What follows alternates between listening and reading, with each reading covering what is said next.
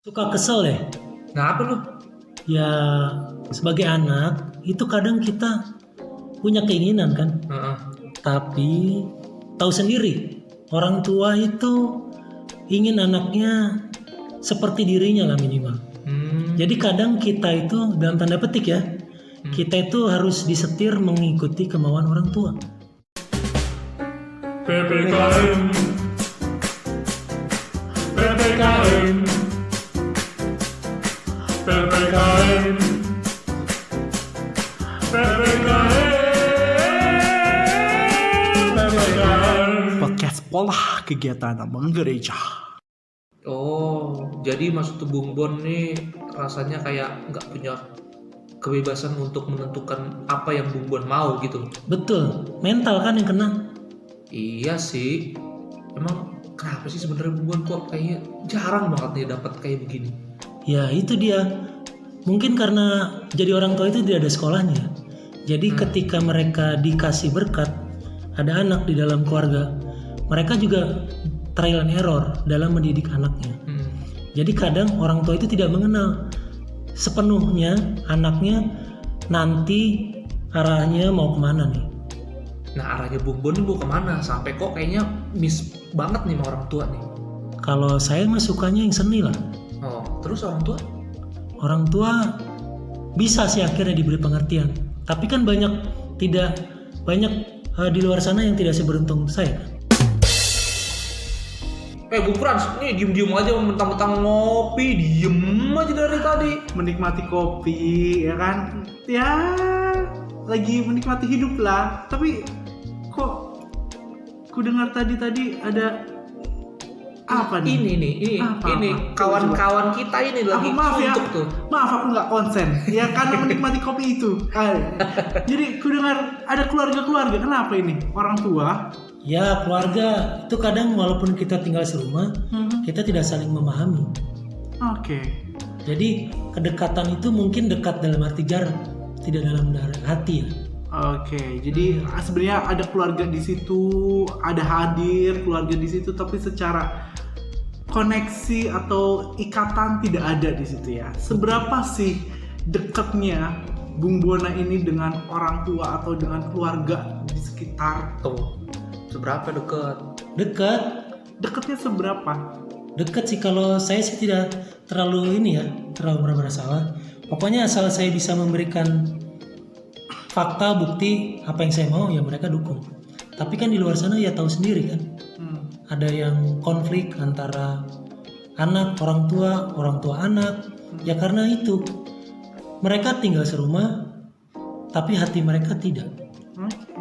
Sudah seberapa sering sih ngobrol, terus menghabiskan waktu quality dengan orang tua, dengan saudara, seberapa sering? Ayo lo, seberapa sering tuh? Kalau Bung Steve gimana nih? Kalau di keluarganya? Keluarga saya, wah cuek banget. Mungkin versinya kalau saya lebih lain daripada Bung Bon ini. Kalau saya sih kayak ya lu gue gitu. Kayak yang penting kegiatanmu itu oke, baik saya tahu kegiatan kamu itu, kegiatan saya ini. Cuma kayak gitu. Jadi kalau Bung Bon lebih filosofi ya bahasanya kayak gitu. Kalau saya lebih kayak ya udah deh, telan aja sendiri, nikmatin aja sendiri. Mungkin Bung Bon lebih banyak ini pengen keluar nih semuanya isi hatinya, bedanya di situ. Kalau saya mungkin udah kebiasa di nggak dapat perhatian yang saya harapkan dulu. Mungkin rasanya udah kayak suatu hal yang biasa. Iya, itu dia. Gimana nih Bung Bon? Nah itu dia, jadi tinggal serumah tapi kehadirannya kadang tidak melengkapi. Justru padahal kan kehadiran keluarga itu kan ibaratnya eklesia domestika. Aduh apaan? Dia curhat, tapi dia sendiri yang kayak gitu. Susah banget jadi pahami deh. Bingung gitu. Aduh apa Gereja itu? domestik. Apa itu? Gereja domestik. Oh, Jadi gereja domestik itu ya keluarga. Jadi potret gereja itu dilihat dari keluarga-keluarga kecil. Berarti kalau misalnya keluarga itu tidak harmonis, maka gereja itu tidak harmonis gitu. cerminan lah. Cerminan, Walaupun ya. tidak I 100%. see. Oke, jadi apa kalau misalnya kayak gitu, gereja yang diharapkan tuh apa sih? Seperti apa pengennya Seperti si orang tua? keluarga kudus Nazaret. Kehadirannya tuh saling melengkapi. Ketika Yesus hilang, dicari kan Ya, sama Pasti sama Maria dan juga Yosef. betul. ketika mereka tidak ada di rumah dicari. Ya minimal dicari kan. Walaupun setelah itu anaknya tidak terima karena dicari, minimal kehadiran orang tua sudah melengkapi. Oh, anak kami sudah mulai beranjak besar, jadi perlu didampingi. Makanya kehadiran itu bukan hanya dalam fisik, tapi juga hati kan. Berarti konklusinya nih menurut saya nih, Ah. Bung, nih kayaknya ya sama versi saya yang dulu. Ya kurang dapat perhatian aja. Cuman rasanya kayaknya gimana ya gitu. Oh, atau mungkin gini kali ya, seperti sosok keluarga kudus. Kadang kan si Santo Yosef ini sebagai seorang figur ayah gitu kan, dia yang melindungi Maria dan melindungi si Yesus kecil gitu kan. Itu adalah sosok ayah yang pengen digambarkan oleh Bung Bona mungkin Iya, seperti itu. kayaknya gitu ya, Bung ya. Bener, Bung. Iya, Cuma kan udah tua sekarang, Bung. Bukan lagi kayak bayi Yesus, Bung.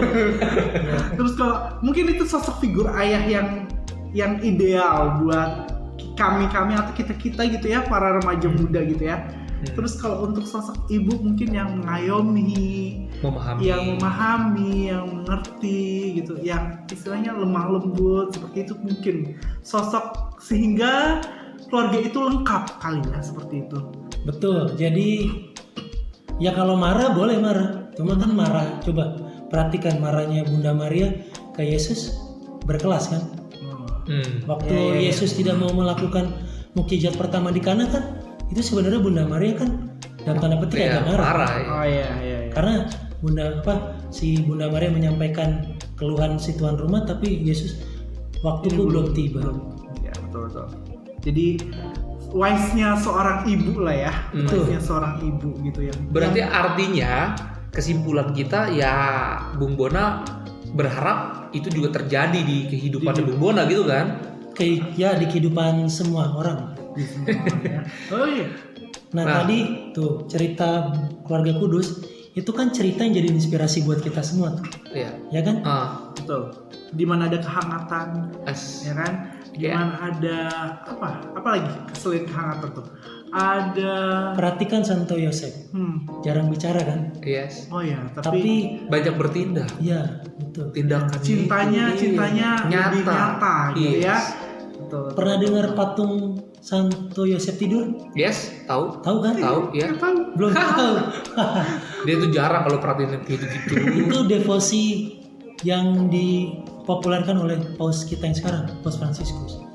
Jadi kita tahu ya, Santo Yosef itu dikasih petunjuk ketika dia dalam tidur. Jadi Ya, bener untuk kan? mengambil Maria sebagai istrinya. Selalu dia dalam tidur. Yes. Makanya ada patung Santo Yosef tidur, dan sekarang jadi devosi. Saya ada tuh di rumah. Jadi saya taruh wujud doa saya di situ, di bawah situ didoakan supaya dalam tidurnya Santo Yosef mendoakan kita. Santo Yosef itu sebagai sosok seorang ayah sangat bertanggung jawab ya. Ya. Karena setuju. Karena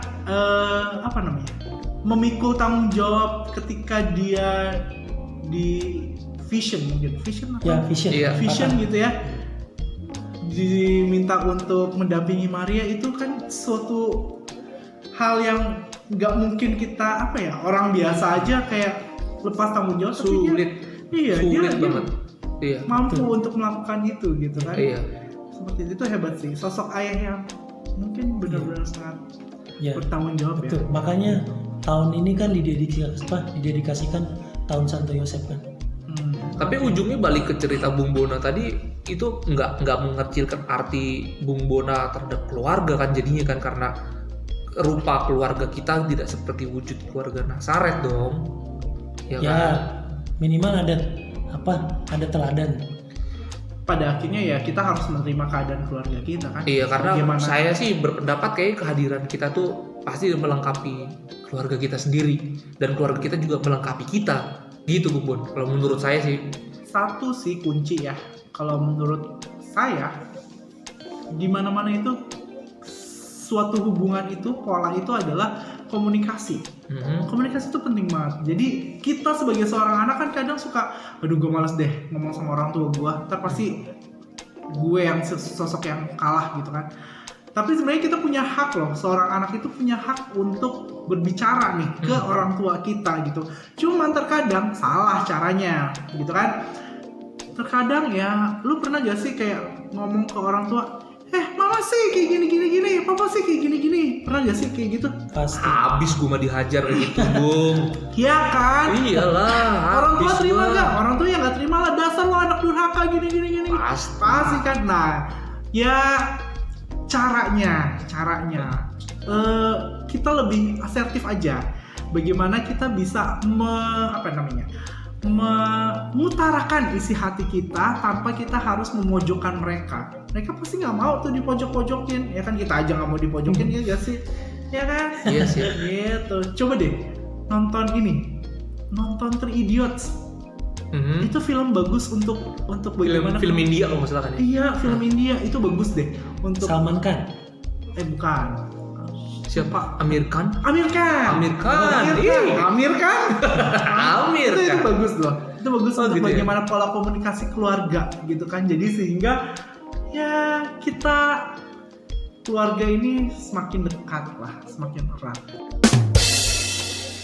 Idealnya ya kita coba untuk cari inspirasi di keluarga kita tuh seperti apa sih gitu, yang mungkin keluarga kita tidak bagus, keluarga kita bukan tidak bagus, ada kurangnya, tapi kan keluarga lain juga sama toh. Iya. Ya kan, tinggal bagaimana kita membuat itu menjadi inspirasi bagi diri sendiri aja at least gitu. Iya sih. Bagaimana kita memperbaiki dulu nih pola keluarga kita, Komunikasi tadi ya. Iya, betul sekali.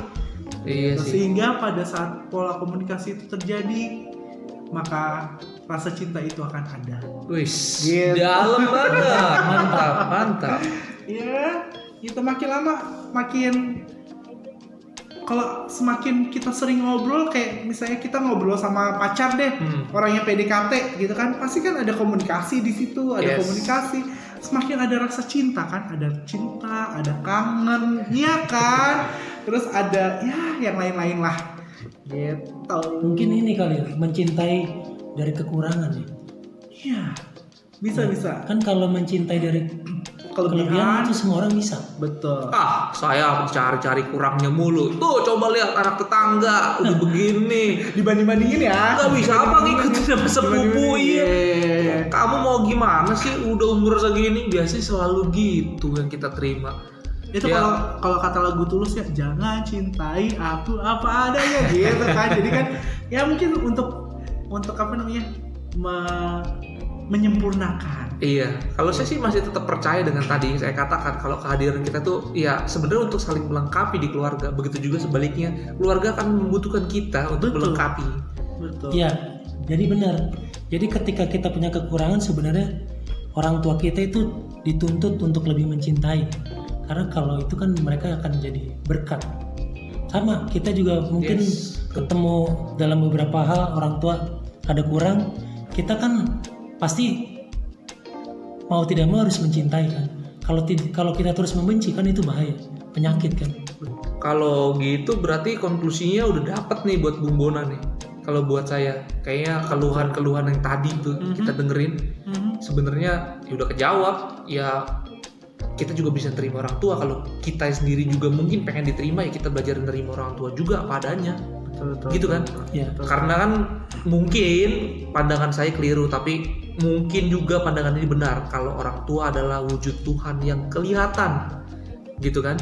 Mungkin kita pengennya Tuhan ngasih kita semua yang kita mau, tapi Tuhan menyiapkan apa yang kita butuhkan. Amin. Amin, Haleluya. amin, saudara. Karena sabda Tuhan mengatakan bahwa apa ya? Apa?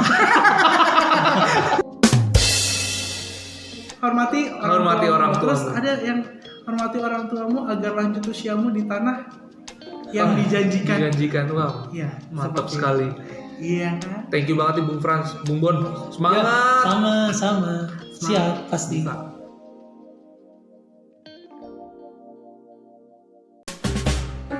PPKM